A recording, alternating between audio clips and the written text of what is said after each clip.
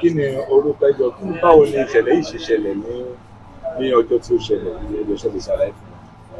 Ó ṣẹlẹ̀ náà ni à ń lọ náà ni kò dẹ̀ jẹ́ pé bóyá tráfíkì mú àbí nǹkan kan wọ́n kọ́ déédéé bọ́ sójú títì gan lẹ́bẹ̀ẹ́ sí máa yìnbọn.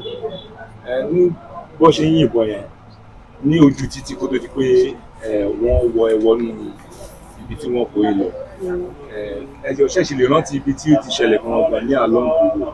Mo ṣáà mọ̀ pé Ìbàdàn road ni mi lè sọ pé exact ibi tó ti ṣẹlẹ̀ lélẹ̀ mi lè sọ pé bí báyìí ló ti ṣẹlẹ̀ a ṣáà ń lọ along Ìbàdàn road.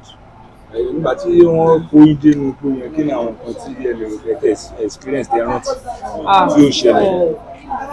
Ọ̀hún kó wa lọ náà ni àmàdé bí kan máa sùn tó bá yá lóru ó tún máa jí wa á tún máa rìn á tún máa sùn. Ìgbà tí ó ṣàwá lọ bó ṣe lọ ká dúpẹ́ fọlọ́ pé ẹbí òkú sílẹ̀ kí wá nìkan tí àwọn kan ti ẹ̀sìn kí ni àwọn ransom ti ẹ̀sìn. A san 10 million gangan lọ béèrè ṣáà sọ fún wọn pé à ní 10 million but at the end ó gbé 2 million wá 2 million ló gbà lọ́dọ̀ mi 2 million ló gbà lọ́dọ̀ mi. Gbàdọ́ gba 2 million ló tó fi sílẹ̀. Ọjọ́ gbogbo ló ṣẹlẹ̀. Ìrọ̀lẹ́ Friday à ń lọ wedding nìbàdàn lọ́jọ́ Saturday àwa ti lọ láti ìrọ̀lẹ́ Friday. Ó tó dìgbà tí ìjọ gbogbo ni ẹ kó mi. Ọjọ́ wo ni? Ọjọ́ ilé kó mi. Ọjọ́ ló fi sílẹ̀. Ọjọ́ Sunday ìrọ̀lẹ́ àná ló fi wá sílẹ̀. Ẹ̀jẹ̀ sọ pé ẹ rántí nǹkan tó ṣẹlẹ̀ ní sínú ikú yẹn kò sọ pé. Ọkọ̀ máa kó wa náà ni ọmọ ní tá a bá ń dojú bolẹ̀ sùn ní báyà ọkọ̀ máa fi àòfún wa lóbi ọ̀fun wa ní nǹkan kan. Pẹ̀lú nǹkan tí ojú eré kí ni nǹkan tí expect pé government ẹ̀ lack. Government should just like this thing is just about security. We need security in this Nigeria. Òun ṣe ọ̀nà Igbó Lagba o main express road Lagba tí wọ́n hà káàkiri wa. I need security kíjọba jọ kó ṣàánú wa. Like we need security full security.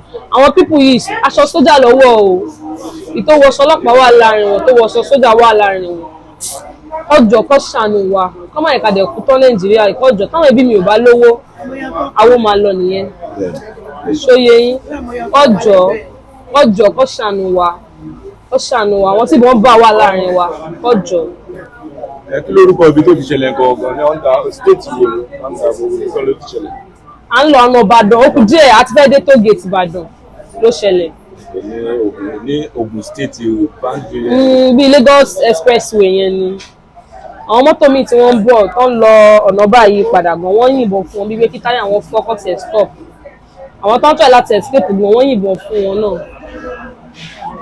Wọ́n múra bíi. Ó wọṣọ sójà ó wọ bàtà sójà ó débẹ̀rẹ̀ ti green sójà ó wọṣọ ọlọ́pàá bí bó ṣe ṣẹlẹ̀ ó dàbí pé bí àwọn sójà fẹ́ bí kọ́ máa ṣe checking point ní so yóò lè fọkàn sí pé bóyá pé nǹkan burúkú ló fẹ́ ṣe.